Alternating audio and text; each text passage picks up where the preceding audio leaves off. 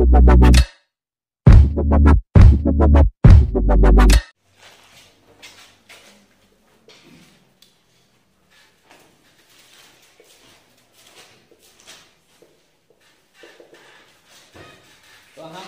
किसके बारे में पढ़े हुए थे? हाइड्रोजन के बारे में।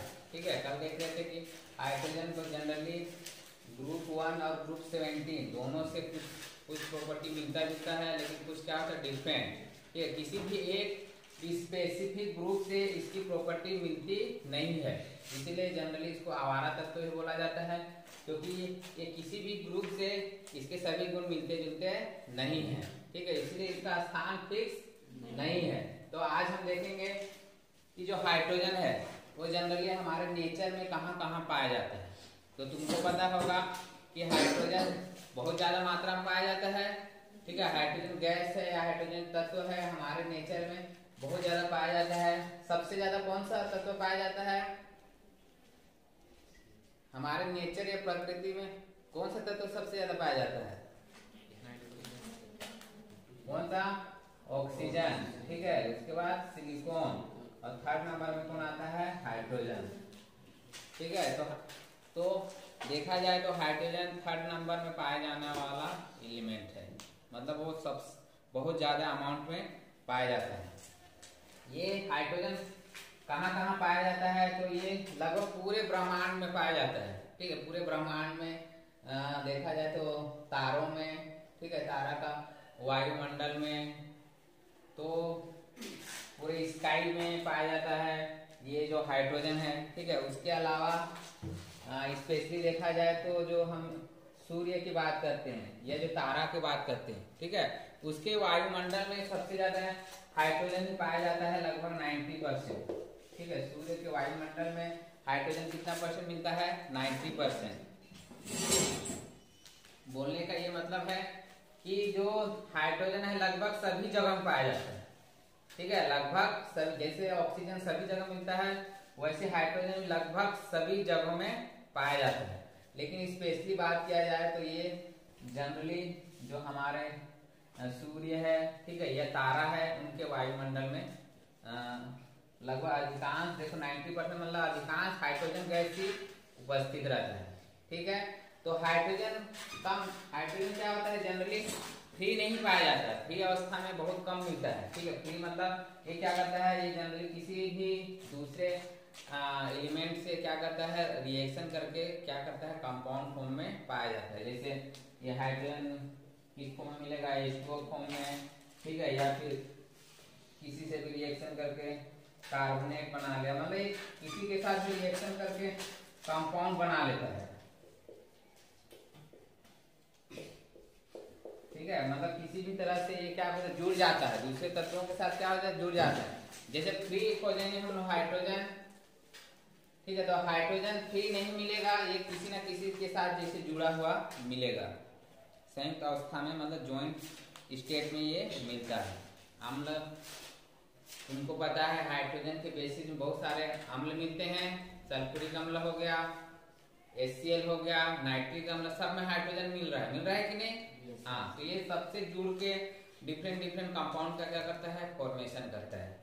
स्पेशली एसिड की बात करें तो एसिड में तो सब में हाइड्रोजन लगभग पाया ही जाता है। अब जैसे तुम लाइव वगैरह में देखोगे तो नाइट्रिक एसिड, ठीक है, नाइट्रिक एसिड तो क्या होता है, HNO3, सल्फ्यूरिक एसिड तो H2SO4, हाइड्रोक्लोरिक एसिड तो ये क्या हो गया, HCl, हाइड्रोक्लोरस एसिड। तो मतलब सब जगह हाइड्रोजन तो मिल ही रहा है। ठीक है, मतलब एक तरह से बोला जाए तो अम्ल या एसिड बनाने में सबसे मेन रोल कौन प्ले करता है? हाइड्रोजन। तो ये था हाइड्रोजन जनरली हमें कहाँ कहाँ देखने को मिल सकता है। अब जैसे हम पढ़ते हैं, ये जानते हो क्या होता है, हाइड्रोजन किस फॉर्म में मिलता है? आइसोटोप। आइसोटोप या समस्थानी, क्या होते हैं हिंदी में? समस्थानी। क्या होता है बताओ, पढ़ा चुका हूँ। क्या होता है समस्थानी?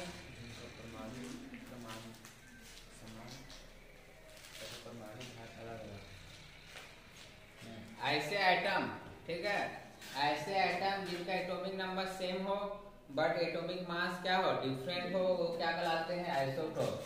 तो जनरली हाइड्रोजन के 3 आइसोटोप फॉर्म पाए जाते हैं। कितने?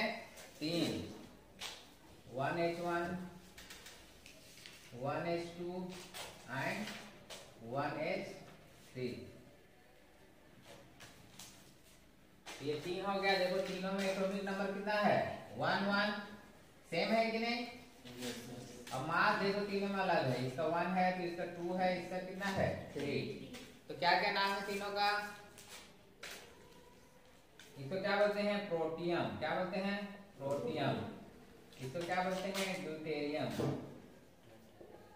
इसको क्या बोला जाता है, ट्राइटियम।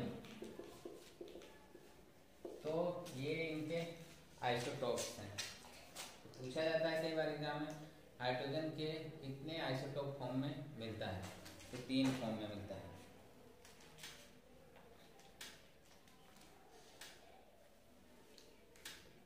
ठीक है, तो इसका जो पहला आइसोटोप है जो प्रोटियम, ये सबसे ज्यादा मिलता है। जैसे मतलब तीनों आइसोटोप की बात करें, 3 अलग अलग फॉर्म है, लेकिन ये जो प्रोटियम है, ठीक है, वो हमारे नेचर में या प्रकृति में सबसे ज्यादा परसेंट में पाया जाता है।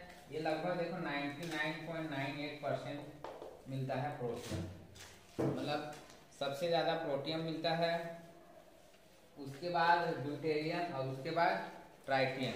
ड्यूटेरियम बहुत कम मात्रा में मिलता है, लगभग 0.016%। ठीक है, बहुत कम परसेंट में मिलता है। और ये तो और ज्यादा कम अमाउंट, बहुत कम ही रेयर अमाउंट में मिलता है। कौन सा? ट्राइटियम।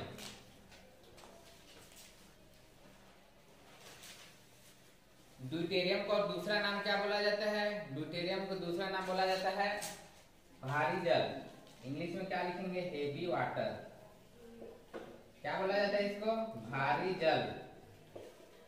याद रखना, इसको D2O बोला जाता है। इसका फॉर्मूला भारी जल का क्या लिखते हैं? D2O, भारी जल।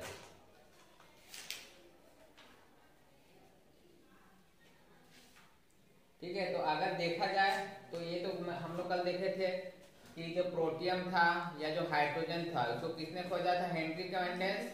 ठीक है, अब इसी हाइड्रोजन से किसको खोजा गया? प्रोटियम और ड्यूटेरियम और ट्राइटियम को। ठीक है, तो ड्यूटेरियम को जो खोजने वाले जो साइंटिस्ट थे वो कौन थे? Aston and मेंजर। एस्टन और मेंजर करके साइंटिस्ट थे, उन्होंने ड्यूटेरियम को खोजा था। ठीक है, यह ड्यूटेरियम मतलब हेवी वाटर के बारे में बताया था। और उसी तरह ट्राइटियम को खोजने वाले साइंटिस्ट का नाम था ब्लेकने गोल्ड एंड गोल्ड। ये कम से कम पता रहना चाहिए कि किसने किसने मतलब ड्यूटेरियम और ट्राइटियम को पता लगाया था।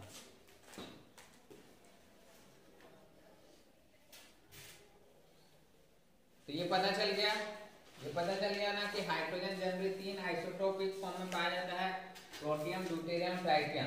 तो कभी भी ये पूछा जाए कि तीनों में कौन सा फॉर्म सबसे ज्यादा पाया जाता है, तो कौन सा पाया जाता है? प्रोटियम।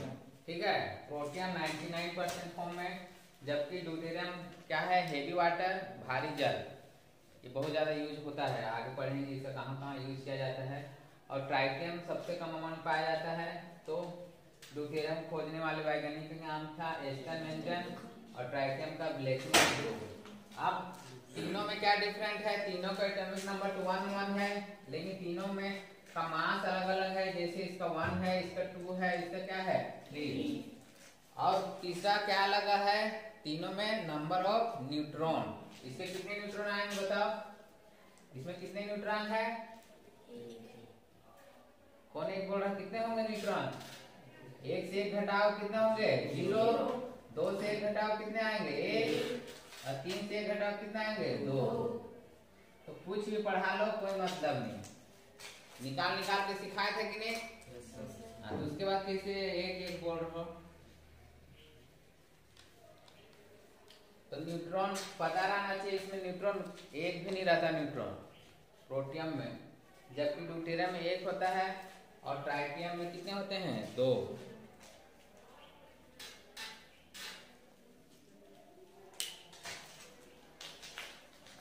अब और एक चीज इससे जो एग्जाम में पूछा जाता है कि जो हाइड्रोजन होता है, जैसे हम बोले कि ये हमेशा डाई एटॉमिक फॉर्म में मिलेगा, ठीक है, तो इसको क्या बोला जाता है, डाई हाइड्रोजन। क्या बोला जाता है, डाई हाइड्रोजन भी नाम बोला जाता है, डाई हाइड्रोजन।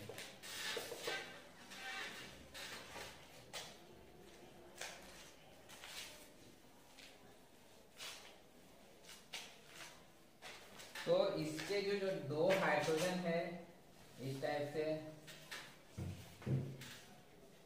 ठीक है, इसका भी एक प्रोटॉन होगा और इसका भी एक प्रोटॉन होगा कि नहीं, दोनों हाइड्रोजन का।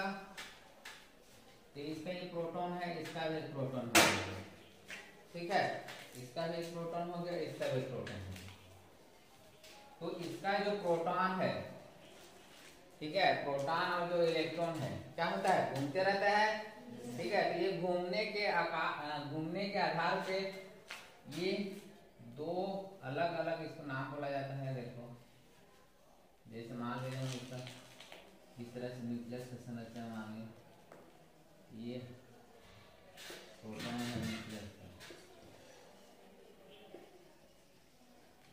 तो अगर ये दोनों हाइड्रोजन, ठीक है, दोनों हाइड्रोजन एक ही डायरेक्शन में घूम रहे हैं, ये भी इधर घूम रहा है, ये भी इधर घूम रहा है, एक ही दिशा में घूम रहा है, तो इसको क्या नाम बोला जाता है, आर्थो हाइड्रोजन। क्या बोला जाता है, आर्थो हाइड्रोजन, ठीक है। और जब इनका डायरेक्शन जस्ट अपोजिट हो जाता है, ये इधर घूम रहा है तो ये इधर उल्टा हुआ, तो इसको क्या बोला जाता है, पैरा हाइड्रोजन।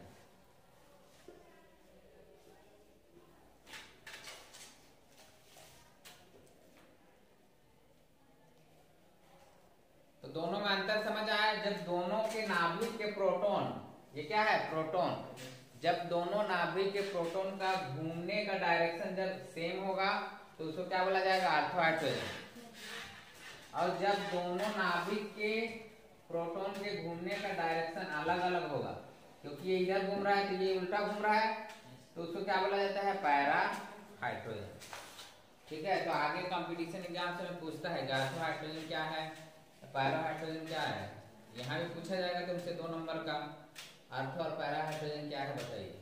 तो कुछ नहीं है, अगर दोनों के नाभिक में जो प्रोटॉन उपस्थित है, जैसे बताया दोनों के प्रोटॉन अगर एक ही दिशा में घूम रहे हैं तो आर्थो, और अलग अलग दिशा में घूम रहे तो पैरा, ठीक है। तो इसमें क्या होता है कि इन दोनों के जो केमिकल प्रॉपर्टी हैं, रासायनिक गुण जो हैं लगभग सेम होंगे, क्योंकि उसमें तो अंतर नहीं हो रहा है, लेकिन इसका बाकी जितने प्रॉपर्टी हैं, बाकी जैसे इसका मेल्टिंग पॉइंट हो गया या जो अदर प्रॉपर्टी है, कुछ प्रॉपर्टी अलग अलग पाई जाती है, तो उससे उतना ज्यादा लेना देना नहीं है। अब इसमें एक चीज और पूछा जाता है कि इन दोनों में ज्यादा स्टेबल कौन है, ठीक है, आर्थो और पैरा हाइड्रोजन में कौन ज्यादा स्टेबल होगा। तो चलो दिमाग लगा के बताओ कौन ज्यादा स्टेबल हो सकता है, बताओ, डायरेक्शन देख के बताओ कौन ज्यादा स्टेबल होगा, आर्थो वाला कि पैरा वाला, कौन वाला होगा, कौन होगा स्टेबल, कौन होगा जी, आर्थो। पैरा कैसे होगा, पैरा देखो जस्ट अपोजिट घूम रहे हैं, ऐसे अलग अलग घूम रहे हैं, तो एक दूसरे से टकरा ही जाएंगे, किस समय टकराएंगे कि नहीं, टकराएंगे मतलब क्या हो जाएंगे, खत्म हो जाएंगे। लेकिन ये सेम डायरेक्शन में घूम रहे हैं तो और ज्यादा स्पीड क्या होगा, बढ़ जाएगा, ये तीनों टकराएंगे ही नहीं, समझ में आया ना। और ये एक ही दिशा में टकराएंगे, इधर से आ रहे हैं, इधर से आ रहे हैं, आमने सामने मिलेंगे, टकराएंगे मतलब एक दूसरे क्या करेंगे, नष्ट कर देंगे, तो क्या होगा, कुछ समय बाद उसकी स्टेबिलिटी क्या होगी, खत्म हो जाएगी। तो इसीलिए जो आर्थो हाइड्रोजन है, ortho hydrogen more stable compare to para hydrogen, para hydrogen से ज्यादा स्टेबल है, तो इतना याद रखना।